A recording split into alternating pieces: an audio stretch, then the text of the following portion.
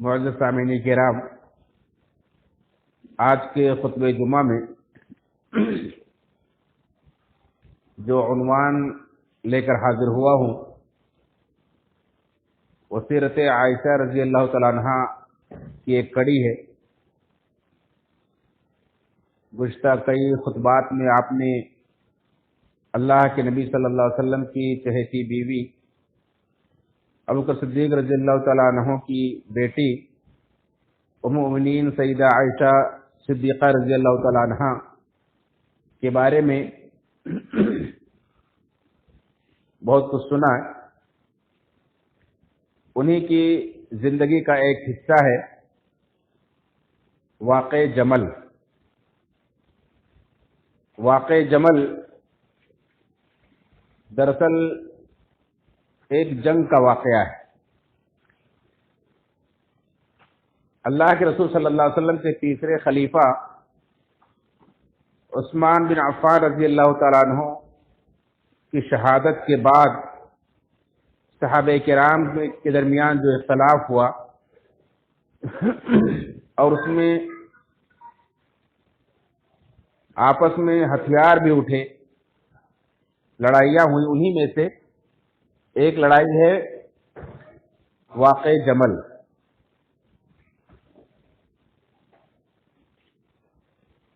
جو ہے علی رضی اللہ تعالیٰ عنہ اور عائشہ رضی اللہ تعالیٰ عنہ کے درمیان ہوئی۔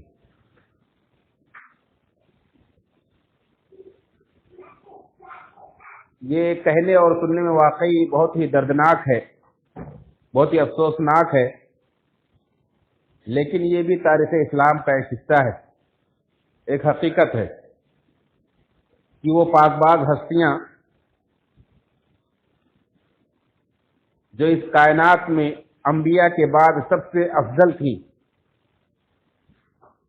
ان سے بھی اتنی بڑی غلطیاں ہوئیں جو اس بات کی دلیل اور نشانی ہے کہ صحابہ کرام معصوم نہیں ہیں، ان سے بھی گناہ ہو سکتا ہے، غلطی ہو سکتی ہے، لیکن چونکہ انبیاء کے بعد وہ اس کائنات میں سب سے مقدس، سب سے پاک باز ہستیاں ہیں، لہذا بعد میں آنے والوں کے لیے یہ حق نہیں ہے کہ ان کی عیب جوئی کریں، ان کی نیتوں پر شبہ کریں اور انہیں غلط قرار دیں۔ اس کے بہت سارے وجوہات ہیں، قرآن و سنت کے اندر بہت واضح الفاظ میں اللہ رب العالمین نے ان کے ایمان کی، ان کے تقوی کی گواہی دی۔ اللہ رب العالمین نے ان سے اپنی رضامندی کا اظہار فرمایا، دنیا کے اندر ہی انہیں جنت کی خوشخبریاں سنائیں۔ اللہ کے رسول صلی اللہ علیہ وسلم نے انہیں ان کے زمانے کو سب سے بہترین زمانہ قرار دیا ہے۔ تو ہمیں اور آپ کو، جو ہم ان کے بہت بعد کے ہیں، ہمیں اور آپ کو کیا حق پہنچتا ہے کہ ہم ان کی غلطیوں کی آڑ لے کر کے ان پر سب و ستم کریں، انہیں برا بھلا کہیں۔ اس لیے یہ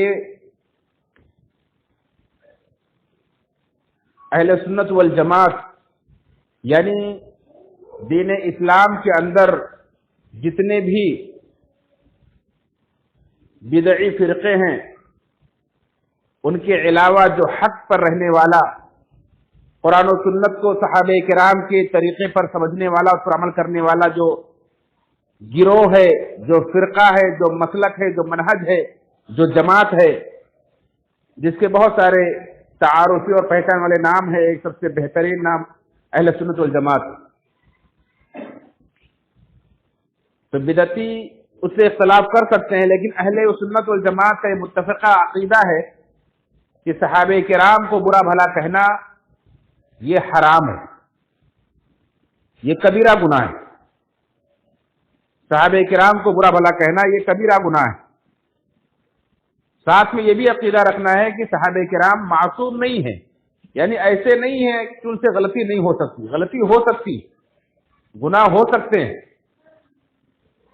لیکن اگر ان سے کہیں دین کے اوپر عمل کرنے میں، کوئی ڈیسیزن لینے میں، کوئی فیصلہ کرنے میں کوئی غلطی ہوتی ہے تو ہمیں ان کے بارے میں حسن ظن رکھتے ہوئے یہ ماننا ہے کہ ان سے اجتہادی غلطی ہوئی، اور اللہ کے رسول صلی اللہ علیہ وسلم نے اجتہادی غلطیوں پر گناہ کے بجائے ایک ثواب کا وعدہ کیا ہے کہ اگر کوئی ذمہ دار، کوئی حاکم، کوئی امیر دین کے بارے میں کسی مسئلے کے تعلق سے کوئی اجتہاد کرتا ہے، کوشش کرتا ہے حق بات پر چلنے کی، حق کو پانے کی، اور اس میں حق نہیں پا سکتا ہے، غلطی کر بیٹھتا ہے، تو اس غلطی پر بھی اسے ایک اجر ملتا ہے، ایک ثواب ملتا ہے۔ اور اگر کوئی اجتہاد کرتا ہے، کوشش کرتا ہے حق کو پانے کی، کہ قرآن و سنت کو سامنے رکھ کر، اللہ کے وسلم کی سیرت کو سامنے رکھ کر، صحابہ کرام کے طریقے کو سامنے رکھ کر یہ مسئلہ مجھے صحیح لگ رہا ہے، اسی پر عمل کرنا چاہیے، اور وہ مسئلہ واقعی میں صحیح ہے، اس نے صحیح پا لیا ہے، حق کو پا لیا ہے، تب اللہ رب العالمین کے یہاں اسے 2 اجر ملتا ہے، اسے 2 ثواب ملتا ہے، ایک اس کے اجتہاد کا، اس کی کوشش کا، اور ایک اس کے حق کو پا لینے کا۔ تو اجتہاد کرنے والے بہرحال اللہ کے ہاں ثواب کی مستحق، دونوں صورتوں میں غلطی کریں گے تو 1 ثواب، اور غلطی نہیں کریں گے، صحیح راستہ پا جائیں گے تو 2 ثواب ملے گا۔ تو اس لیے ان کی اجتہادی غلطیوں پر ہمیں نکیر کرنے کی اور انہیں برا بھلا کہنے کا کوئی حق نہیں۔ عبداللہ بن عباس رضی اللہ تعالیٰ عنہما، جو اللہ کے وسلم کے ایک عظیم صحابی ہیں، مفسر قرآن ہیں، اور جن کے لیے اللہ کے رسول صلی اللہ علیہ وسلم نے دعا کی کہ اللہ اسے دین کی سنت عطا فرما، سب سے فقیہ صحابی مانے جاتے ہیں،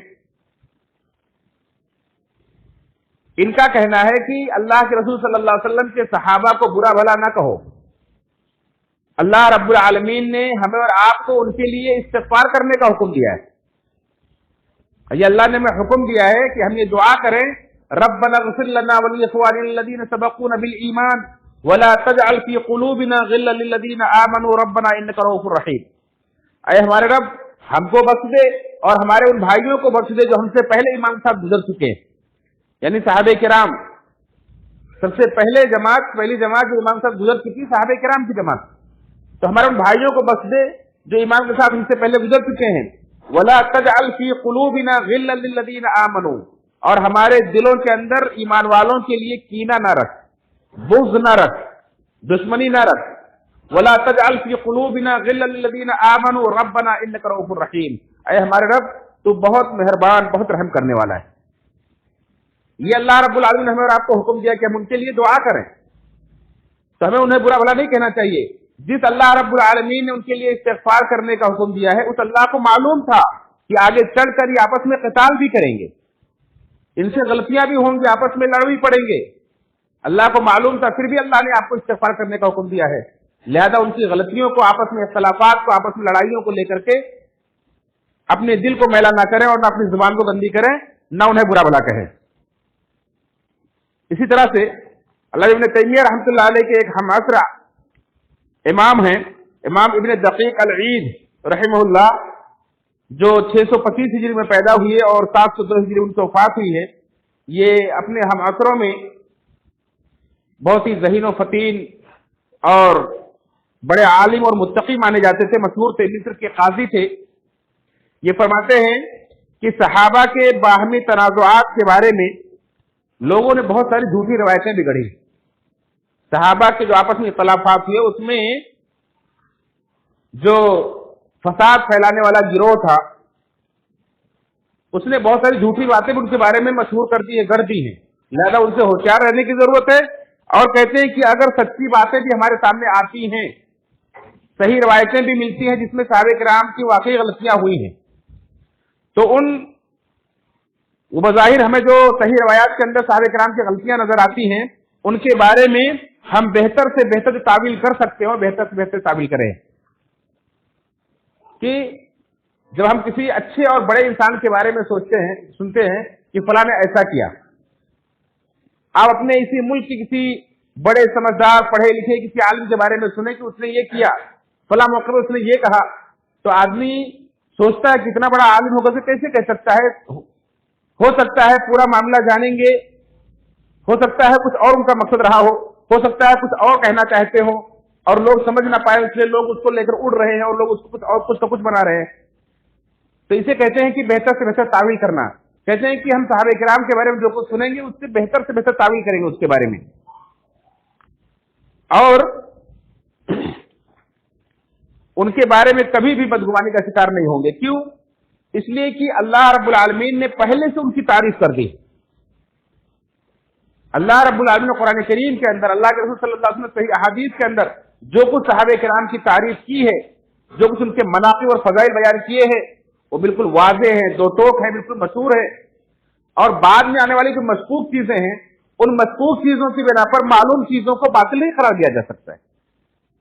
ایک چیز ہے جو بالکل واضح ہے، معلوم ہے، اور ایک چیز ہے جس کے بارے میں شبہ ہے. تو شبہ والی چیز کی بنا پر، اس کے علم کی بنا پر ایک معلوم اور ثابت شدہ علم کو باطل نہیں قرار دیا جا سکتا ہے. یہ علماء کی زبان ہوتی ہے، اور علماء اس طرح سے مسئلے کو واضح کرتے ہیں. تو صحابہ کرام کے بارے میں یہ کچھ باتیں تھی کہ ہمیں ان کے بارے میں کیسا عقیدہ رکھنا چاہیے. اس کے بعد آئیے دیکھیں کہ یہ واقع جمل جو سن 35 ہجری میں پیش آیا، اس کی حقیقت کیا ہے. یہ واقعہ جو پیش آیا اللہ کے رسول صلی اللہ علیہ وسلم کے تیسرے خلیفہ عثمان بن عفان رضی اللہ تعالیٰ عنہ، جنہیں صحابہ کرام کی سیرت سے دلچسپی رکھنے والے پڑھتے ہوں گے، سنتے ہوں گے، جانتے ہوں گے کہ اللہ کے رسول صلی اللہ علیہ وسلم کے یہ ایک عظیم صحابی اور سابقون الاولون میں سے ہے، یعنی شروع میں ایمان لانے والوں میں سے ہیں، جن کے اللہ رب العالمین نے سب سے اونچا مقام بیان کیا. جن کا یہ سابقون الاولون میں سے ہیں. یہ مکہ سے مدینہ ہجرت کر کے آنے والے صحابی ہیں. اللہ کے رسول صلی اللہ علیہ وسلم کے داماد ہیں. اللہ کے رسول صلی اللہ علیہ وسلم نے ایک کے بعد دیگرے دو بیٹیوں سے اپنے نکاح کیا. ایک بیٹی کا انتقال ہوا تو دوسری بیٹی تھی، اس کا بھی انتقال ہوا تو آپ نے کہا اگر میرے پاس اور بیٹیاں ہوتی تو میں اور عثمان کو دیتا. یہ اللہ کے رسول کے اتنے چہیتے صحابی تھے. اور عثمان غنی ان کا لقب ہے. انہوں نے اپنے مال سے دین اسلام کی بہت خدمت کی. اللہ کے رسول صلی اللہ علیہ وسلم کی مسجد کی توسیع کرنے میں، غزوہ تبوک اور دیگر غزوات کی مدد کرنے میں، دیگر فقراء کی مدد کرنے میں، یہاں تک کہ مدینہ کے اندر پینے کے لیے پانی نہیں تھا تو کنواں خرید کر اسے وقف کرنے میں انہوں نے اپنے مال کو بے درے خرچ کیا ہے. اور اللہ کے رسول صلی اللہ علیہ وسلم کی زبان سے ایک مجلس میں جن 10 صحابہ نے جنت کی بشارت پائی، جنہیں عشر مبشرہ کہا جاتا ہے، وہ 10 صحابی جنہیں دنیا کے اندر اللہ کے رسول صلی اللہ علیہ وسلم نے ایک مجلس میں جنت کی بشارت سنائی تھی، ان میں سے ایک عثمان غنی بھی. بلکہ اللہ کے رسول صلی اللہ علیہ وسلم نے ایک بار نہیں بلکہ کئی بار جنت کی خوشخبری سنائی. یہ عثمان غنی رضی اللہ تعالیٰ عنہ، ان کے اتنے فضائل، اتنے مناقب ہیں کہ اللہ کے رسول صلی اللہ علیہ وسلم نے فرمایا کہ ان سے فرشتے بھی حیا کرتے ہیں. یہ اتنے حیادار صحابی، ان کی بہت ساری چیزیں، ایک حیا اور دوسری ان کی مالداری، اللہ کے راستے میں خرچ کرنے کی صفت، صلہ رحمی، یہ چیزیں بہت مشہور تھیں. تو اللہ کے رسول صلی اللہ علیہ وسلم کے بعد ابو بکر صدیق رضی اللہ عنہ خلیفہ ہوئے. ابو بکر صدیق رضی اللہ عنہ کے بعد عمر فاروق رضی اللہ عنہ خلیفہ ہوئے. عمر فاروق رضی اللہ عنہ نے اپنے بعد جن 6 لوگوں کو منتخب کیا تھا کہ ان میں سے کسی کو خلیفہ بنایا جائے، لوگوں نے متفقہ طور پر منتخب کر کے عثمان غنی رضی اللہ عنہ کو خلیفہ بنایا. عثمان غنی رضی اللہ عنہ نے بہت اچھے طریقے سے خلافت سنبھالی. لیکن بعد میں ایک یہودی جسے عبداللہ بن سبا کہا جاتا ہے، جو ابن السودا کے نام سے مشہور تھا، یعنی کالی یہودن کا بیٹا، اس یہودی نے جب دیکھا کہ دین اسلام کی اس بڑھتے ہوئے سیلاب کو نہیں روکا جا سکتا ہے تو اس نے کلمہ پڑھ کر کے منافقت اختیار کر کے اسلام میں داخل ہو گیا اور اسلام کے شیرازے کو منتشر کرنے کا اس نے بیڑا اٹھا لیا. اس نے جہاں مسلمانوں کے اندر खलीफे वक्त के खिलाफ लोगों के कान भरे, झूठे झूठे वाकयात और झूठे झूठे इल्जामात तराश को उनके ऊपर लगाए कि तुम्हारे खलीफा ये करते हैं, वो करते हैं, जुल्म करते हैं, नाइंसाफी करते हैं, नाअहल लोगों को ओहदे देते हैं और दीगर इल्जामात लगाए, लोगों को बदजन किया। वहीं दूसरी तरफ इसने ये किया कि दीन इस्लाम के अंदर गलत गलत बातिल बातिल अकायद इसने फैलाए। बहुत सारे आज हम जो देखते हैं दीन इस्लाम के अंदर जो बिदआत और खराफात का जो भरमार है, जो शियों की तरफ से आई हुई है, ये शियों का गोया कि ये असल है। इसने ही गोया कि शीयत की बुनियाद रखी है। बातिल यानी अपने कुफ्र को बातिल में छुपाकर इस्लाम का लिबादा ओढ़कर कलमा पढ़कर इस्लाम में दाखिल हुआ और इसने ही लोगों को रगलाया। यहां तक कि सन 35 हिजरी में 18 जिलहिज्जा को जब सहाबे किराम की अक्सरियत हज करने के लिए गई हुई थी, लोग हज के लिए मक्का में गए हुए थे, मदीना के अंदर अल्लाह के रसूल सल्लल्लाहु अलैहि वसल्लम के इस सहाबी को और इस खलीफा को मदीना के अंदर हरम की सरजमीन में हर हुर्मत वाले महीने में 18 जिलहिज्जा को इनके घर के अंदर रोजे की हालत में कुरान करीम की तिलावत करते हुए उन्हें शहीद कर दिया। इन लोगों ने इनके घर में घुस करके उस्मान गनी रज़ियल्लाहु तआला अन्हु के हाथ में खिलाफत है, सहाबे किराम इजाजत तलब कर रहे हैं कि आप अगर इजाजत है तो हम इनसे मुकाबला करें, लेकिन उन्होंने इजाजत नहीं दी कि मैं नहीं चाहता, क्योंकि सहाबे किराम के बारे में अल्लाह रब्बुल ने फरमाया कि मुहम्मद रसूलुल्लाह वल्लज़ीना मअहु अशिद्दाउ अलल कुफ़्फ़ार रुहमाउ बैनहुम, कि अल्लाह के रसूल मोहम्मद सल्लल्लाहु अलैहि वसल्लम अल्लाह के रसूल हैं और जो उनके साथी हैं, जो सहाबा हैं, वो कुफ्फार पर तो सख्त हैं लेकिन आपस में रहम दिल। एक सहाबी जब किसी को सुन लेते कि ये कलमा पढ़ने वाला है, ला इलाहा कहने वाला है, तो उसका कत्ल करना, उसके ऊपर हथियार उठाना दूर की बात, उसे मामूली से तकलीफ पहुंचाना भी गवारा नहीं करते थे। इसलिए सहाबा परेशान थे कि कलमा पढ़ने वालों से हम कैसे लड़े। उस्मान गनी रज़ियल्लाहु तआला अन्हु सबसे ज्यादा इस बात के मुहताज थे कि मैं अपनी जान दे दूंगा लेकिन मुसलमानों के ऊपर हथियार उठाने की इजाजत नहीं दूंगा। उन्होंने इजाजत नहीं दी और अल्लाह के रसूल सल्लल्लाहु अलैहि वसल्लम ने वसीयत भी की थी कि अल्लाह ताला तुम्हें खिलाफत का फरमाएगा, तुम्हें अल्लाह ताला एक जोड़ा पहनाएगा, लोग उससे निकालने का मुतालबा करेंगे, तुम उसे उतारना नहीं अपने बदन से, यानी खिलाफत नहीं छोड़ना। अल्लाह के रसूल सल्लल्लाहु अलैहि वसल्लम की वसीयत की वजह से खिलाफत भी नहीं छोड़ी, मुसलमानों के ऊपर हथियार उठाने की इजाजत भी नहीं दी और अपनी जान को अल्लाह के लिए कुर्बान कर दिया। लोगों ने उन्हें उनके घर के अंदर घुस करके शहीद कर दिया। अब जाहिर सी बात है मुसलमानों की के गम का क्या हाल होगा कि एक अजीम सहाबी, वक्त के खलीफा और अल्लाह के रसूल सल्लल्लाहु अलैहि वसल्लम का शहर मदीना, हुर्मत वाला महीना दुल्हिज्जा, सबकी बेहुरमती हो रही है, इतना बड़ा फसाद बरपा हुआ है, सहाबे किराम परेशान हो गए। अब साद बिन वक़ास रज़ियल्लाहु तआला अन्हु ये अशर मुबश्शरा में से एक सहाबी हैं, कहते हैं कि उस्मान गनी के साथ जो कुछ हुआ, अगर उस हादसे की वजह से, उस गम की वजह से उहुद पहाड़ अपनी जगह से हट जाए तो बजाय। ये इतना बड़ा गम था सहाबे किराम के लिए और सहाबे किराम ने फैसला किया कि अल्लाह के दीन में इस चीज को बर्दाश्त नहीं किया जाएगा कि ऐसे फसादियों को आजाद छोड़ दिया जाए कि जो वक्त खलीफा को भी न छोड़े और कत्ल कर दे, मदीना की हुर्मत को पामाल कर दे और हुर्मत वाले महीने का पासो लिहाज न रखें। इनसे जरूर बदला लेना चाहिए, इनसे क़िसास में इन्हें कत्ल करना चाहिए। चुनांचे उसके बाद लोगों ने मुतालबा किया कि सबसे पहले किसी को खलीफा बनाया जाए। अली रज़ियल्लाहु अन्हु को लोगों ने मुंतखब किया। वो तैयार नहीं हो रहे थे, लेकिन उन्होंने जब हालात की नजाकत को महसूस किया कि अगर हम मैं तैयार नहीं होऊंगा तो ये फसादी ये खुद अपने हाथ में इक़्तिदार ले लेंगे और फिर जैसा कहेंगे वैसा फसाद मचाएंगे।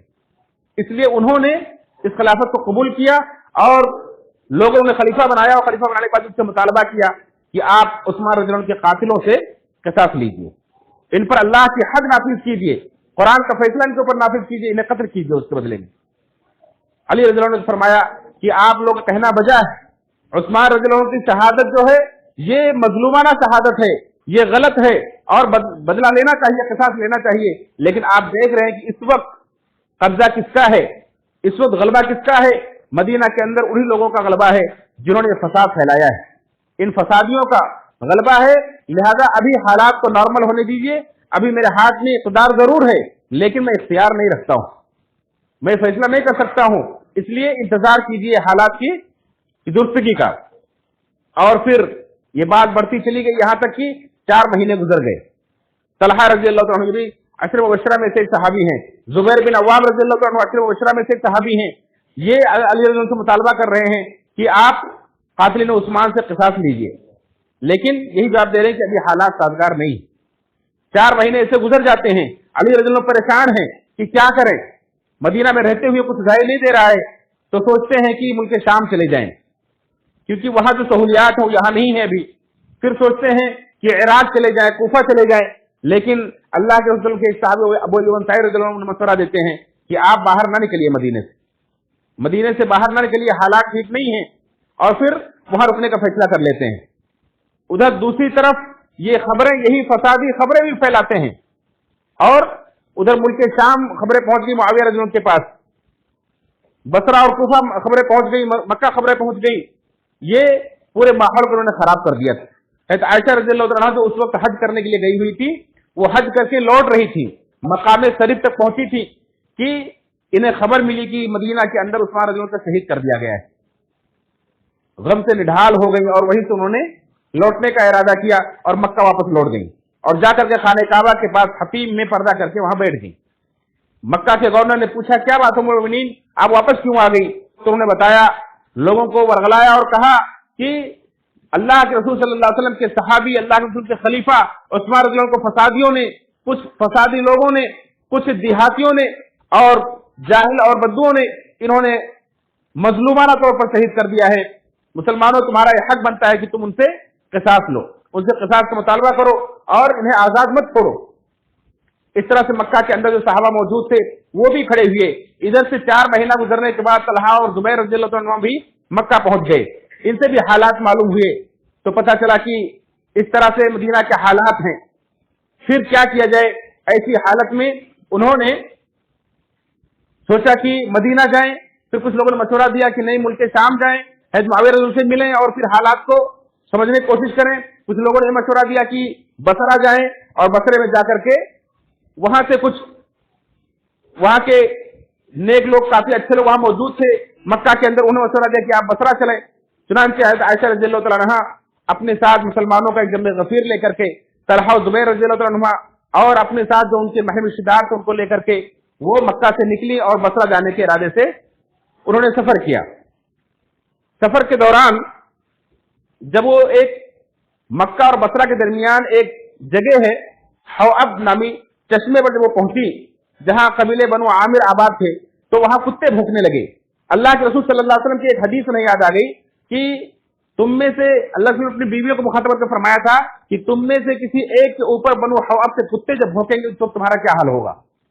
تو انہوں نے حدیث یاد آئی کہ بنو حواب کا ایک چشمہ ہے، کتے بھونک رہے ہیں، شاید میرے ہی بارے میں پیشن گوئی تھی کہ تو میں آگے نہیں جانا چاہتی ہوں۔ انہوں نے کہا کہ میرا دل چاہتا ہے کہ میں یہاں سے لوٹ جاؤں مکہ کی طرف واپس، لیکن آپ کے ساتھ جو زبیر رضی اللہ عنہ تھے، طلحہ رضی اللہ عنہ تھے، انہوں نے کہا کہ اللہ رب العالمین کے لیے آپ نے اصلاح کے لیے یہ بیڑا اٹھایا ہے، آپ آج نکلی ہیں تو آپ چلیں، لوگوں کو سمجھائیں تاکہ لوگ جو بکھرے ہوئے ہیں، لوگ کے اندر جو انتشار ہے، جو لوگ جو پریشان ہیں، شاید اللہ تعالیٰ آپ کے ذریعے سے اصلاح کر دے۔ آپ تو اصلاح کی نیت سے جا رہی ہیں، اور قرآن کریم کے اندر اللہ رب العالمین نے اصلاح کی بڑی فضیلت بیان فرمائی ہے۔ چنانچہ اللہ رب العالمین نے فرمایا کہ لا خیر فی کثیر من نجواہم الا من امر بصدقۃ او معروف او اصلاح بین الناس ومن يفعل ذلك ابتغاء مرضات اللہ فسوف نؤتیہ اجرا عظیما۔ سورہ نساء کی آیت نمبر 14 میں اللہ نے فرمایا کہ لوگوں کی بہت ساری سرگوشیوں میں، لوگوں کی بہت ساری میٹنگوں میں کوئی بھلائی نہیں ہوتی ہے سوائے اس کے کہ صدقے کا حکم دے، بھلائی کا حکم دے، اور اصلاح بین الناس، یا لوگوں کے درمیان صلح کرنے کے لیے ایسی کوشش کی جائیں۔ اور جو ایسا کرے گا ومن يفعل ذلك ابتغاء مرضات اللہ، اللہ کی رضا کے لیے اگر کوئی ایسا کرتا ہے، لوگوں کی اصلاح کرنے کے لیے نکلتا ہے، تو اللہ کا وعدہ ہے فسوف نؤتیہ اجرا عظیما، کہ ہم اس کو بہت بڑا اجر عطا کریں گے۔ چنانچہ اللہ لوگوں کے درمیان اصلاح کرانے کی اور اصلاح کرانے کی غرض سے حضرت عائشہ رضی اللہ عنہا نے اپنا سفر جاری رکھا، آگے گئی، بصرہ پہنچی، بصرہ کے گورنر سے ملاقات ہوئی اور ان سے سمجھانے کی کوشش کی، بہت سارے لوگوں نے ساتھ دیا، کچھ لوگوں نے مخالفت کی، وہاں بھی تھوڑی سی مٹبھیڑ ہوئی، اور اس کے بعد علی رضی اللہ کے پاس خبر پہنچی. انہوں نے وہاں سے پھر دیگر ملکوں کو انہوں نے خطوط بھی لکھے. کوفہ کے گورنر کو خط لکھا, شام کے گورنر کو خط لکھا کہ اللہ کے وسلم کے صحابی, اللہ کے وسلم کے خلیفہ حضرت عثمان رضی اللہ کو مظلومانہ طور پر شہید کر دیا گیا ہے, لہذا ان کے قصاص کے لیے آپ لوگ میرا ساتھ دیں اور مدد کریں تاکہ مسلمانوں کی جمعیت کو متحد کیا جائے اور ایسے فسادیوں کو اپنے کردار تک پہنچایا جائے. یہ کام یہ انجام دے رہی تھی. مدینہ کے اندر بھی خبر پہنچی حضرت علی رضی اللہ عنہ کو کہ حضرت عائشہ رضی اللہ عنہ بصرہ پہنچ چکی ہے. چنانچہ وہ اپنی تیاری کر کے جن لوگوں کو تیار کیا تھا عراق کوفہ روانہ ہونے کے لیے, انہی لوگوں کو لے کر کے عائشہ رضی اللہ سے ملاقات کرنے کی غرض سے نکلے. چنانچہ جب وہ کوفہ کے قریب پہنچے تو انہوں نے کوفہ کے اندر جو ان کے گورنر تھے ابو موسیٰ رضی اللہ تعالیٰ عنہ, کوفہ کے اندر اپنے کچھ قاصد بھیجے کہ وہاں سے لوگوں کو بلایا جائے. لوگوں کو بلانے کی کوشش کی, لیکن ابو موسیٰ رضی اللہ تعالیٰ عنہ نے لوگوں کو تلقین کر کے رکھی تھی. حضرت عائشہ رضی اللہ عنہ نے پہلے خط لکھ دیا تھا کہ لوگوں کو تلقین کریں کہ لوگ اپنے گھروں سے نہ نکلیں, کیونکہ فتنے کا دور ہے اور فتنے میں اپنے گھروں کے اندر بند رہیں, یہی زیادہ سلامتی کا ذریعہ ہے. چنانچہ حضرت علی رضی اللہ عنہ کے قاصد واپس آئے, کوئی ان کے ساتھ جانے کے تیار نہیں ہوا. اس طرح سے بار بار کوششیں کی تو بعد میں کچھ لوگ نکلے اور ان کے ساتھ تیار ہوئے. حضرت علی رضی اللہ تعالیٰ عنہ نے اپنے ساتھ انہیں ملا کر کے پھر عائشہ رضی اللہ سے بات کرنی چاہیے. حضرت عائشہ رضی اللہ سے بات کرنے کے لیے انہوں نے قعقاع بن عمرو تمیمی رضی اللہ تعالیٰ عنہ کو بھیجا اور کہا جائیں طلحہ و زبیر رضی اللہ عنہ سے بات کریں کہ کیا مقصد ہے, کس لیے آئے ہیں.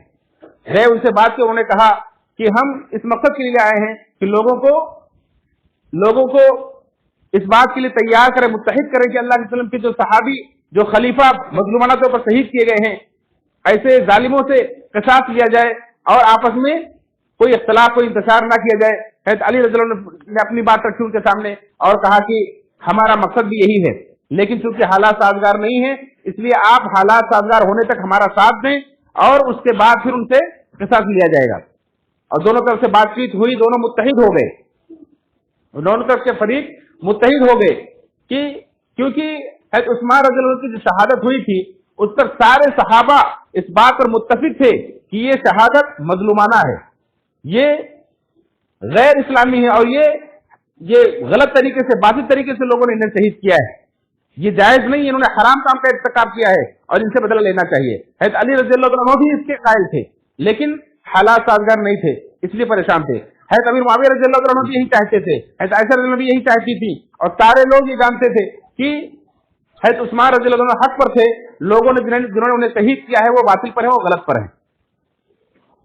اس لیے اس پر کسی کا اختلاف نہیں تھا. اختلاف اگر تھا تو صرف اس پر کہ ابھی لیا جائے یا بعد میں, حالات سازگار ہونے تک. حضرت علی رضی اللہ تعالیٰ عنہ اس بات کے قائل تھے کہ ابھی حالات سازگار نہیں ہے, اس لیے تھوڑا انتظار کیا جائے, اور ان کا یہ فیصلہ حق بجانب تھا. اور علی رضی اللہ عنہ کی خلافت پر کسی کا کوئی اعتراض نہیں تھا, نہ عائشہ رضی اللہ عنہ کی خلافت پر اعتراض کرتی تھی, بلکہ لوگوں خود بھارتی تھی کہ علی کے ہاتھ پر بیعت کر لو, علی کے ہاتھ پر بیعت کر لو, علی کو خلیفہ بناؤ, یہ سب سے زیادہ خلافت کے مستحق. تو علی کی خلافت پر کسی کو اختلاف نہیں تھا, حضرت عثمان کی شہادت پر کسی کو اختلاف نہیں تھا, صرف قصاص لینے کے وقت اور طریقے کے بارے میں اختلاف تھا کہ ابھی لیا جائے. لوگوں کا مطالبہ تھا کہ اب انہیں چھوڑا نہ جائے آزاد, اور اللہ کے حدود کو نافذ کیا جائے. اور علی رضی اللہ عنہ پریشان سے کہہ رہے تھے کہ اب یہ حالات کو سازگار ہونے دیا جائے. غرضے کی جب دونوں طرف کے فریق متحد ہو گئے کہ ٹھیک ہے ہم صلح کر لیں گے اور کل ہم لوٹ جائیں گے, علی رضی اللہ تعالیٰ عنہ نے جب یہ خوشخبری سنی تو خطبہ دیا, کھڑے ہو کر خطبہ دیا. انہوں نے زمانے جاہلیت سے لے کر کے اپنے دور تک سب کچھ بیان کیا کہ دیکھو زمانے جاہلیت میں ہم لوگ کیسے کیسے برے اعمال کرتے تھے, پھر اللہ نے ہمیں اسلام دیا, پھر اللہ رب العالمین اللہ کے رسول صلی اللہ علیہ وسلم کی وفات کے بعد ابوبکر صدیق رضی اللہ عنہ کی خلافت میں لوگ متحد ہوئے, پھر ان کے بعد عمر رضی اللہ عنہ خلیفہ بنے, پھر ان کے بعد عثمان رضی اللہ عنہ خلیفہ بنے, پھر باطل پرستوں نے, پھر فسادیوں نے ان سے حسد کیا, اس نعمت پر جو اللہ رب العالمین نے عطا کیا تھا اس پر حسد کیا اور غلط طریقے سے انہیں شہید کر دیا ہے, باطل طریقے سے انہیں شہید کیا ہے. اس طرح سے انہوں نے اس کی تردید کی, اس کی مذمت کی, اس کی برائی بیان کی, اور اس کے بعد پھر یہ اعلان کیا کہ کل ہم لوٹنے والے ہیں, یہاں سے کچھ کرنے والے ہیں, اور ہمارے ساتھ کوئی بھی ایسا آدمی جو عثمان رضی کی شہادت میں کسی بھی قسم کا معاون رہا ہو, مددگار رہا ہو, ہمارے ساتھ نہ نکلے, ہمارے ساتھ وہ نہ جائے. یہ خبر جب उन फसादियों के कान में पड़ी जो अली रज़ी अल्लाह के आगे पीछे थे, उनकी फौज में मौजूद थे। उन्होंने जब सुना तो उनके कान खड़े हो गए। इनकी आपस में सुलह हो गई है, जाहिर सी बात है इनकी सुलह अगर हुई है तो हमारे खून पर हुई है, अब हमारी खैर नहीं होगी, अब हम नहीं बचेंगे। ये सोच करके सहाबे किराम तो आराम से रात गुजार रहे हैं कि कल हमें सफर करना है, आपस में सुलह हो गई है, कोई खतरे की बात नहीं। लेकिन इन फसादियों की नींद उड़ गई। इन्होंने रात पूरी मीटिंग करते हुए गुजारी, तकरीबन 2500 लोग थे और इनका सरदार अब्दुल्लाह बिन सबा इब्न सौदा, ये इनका सरदार बैठ के मीटिंग कर रहे हैं क्या किया जाए। कोई कह रहा है कि हम बाहर जाकर के लोग अपना ख्याल बनाएंगे और ला करके इनसे मुकाबला करेंगे। तो उसने कहा कि नहीं, ये कारगर नहीं होगा, लोग तुम्हें उचक लेंगे। काफिर जैसे उस्मान के साथ किया है, उनको शहीद कर दिया, अल्लाह अली को भी शहीद कर देते हैं, मामला खत्म हो जाएगा।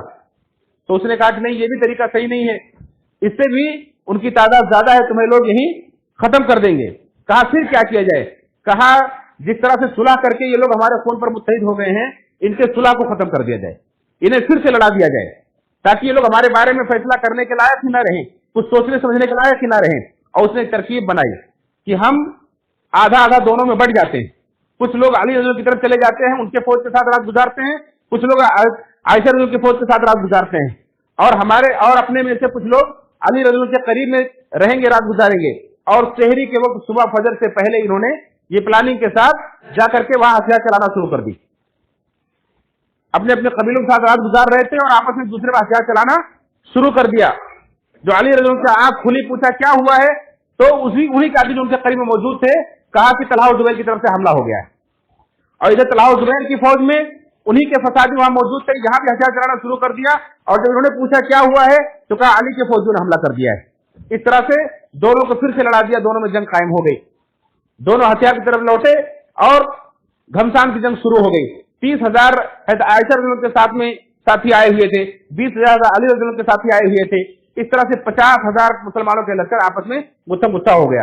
हज़रत अली रज़ी समझा रहे हैं, हज़रत आयशा रज़ी अपने साथियों को समझा रही हैं। हज़रत आयशा रज़ी अल्लाह तआला अन्हा ने ऊंट पर सवार होकर के मैदान जंग के करीब जाकर के उनके हौदज को, जिसमें वो बैठी थी, उनके हौदज को ऊंट पर रखा गया था और उस हौदज को ज़रा से चारों तरफ से हिफाजत के लिए ढांप दिया गया था कि कोई तीर वगैरह उनके ऊपर ना आने पाए। वहां से वो मुसलमानों को समझाने की कोशिश कर रहे थे कि हथियार मत उठाओ, आपस में मत लड़ो, दूसरे का खून मत बहाओ, लेकिन कोई सुनने को तैयार नहीं था। जो फसादी थे वो चाहते थे कि भरपूर लोगों को कत्ल किया जाए और खूब खून बहा, यहां तक कि जब दिन खत्म हुआ, जंग खत्म हुई, दोनों तरफ के मकतूलीन को देखा गया, दोनों तरफ के मकतूलीन पर हज़रत आयशा रज़ियल्लाहु अन्हा ने उनके नाम पूछे, उनके लिए इस्तिग़फ़ार किया, अल्लाह से रहम की दुआ मांगी। लोगों ने ताज्जुब किया कि अपने फरीक के लिए तो आप रहम की दुआ कर रही हैं, सामने वाले फरीक के लिए कैसे रहम की दुआ कर रही हैं। कहा ये सब सुलह करने वाले थे, ये दूसरे को नुकसान पहुंचाने वाले नहीं थे, ये फसादियों का कारनामा है।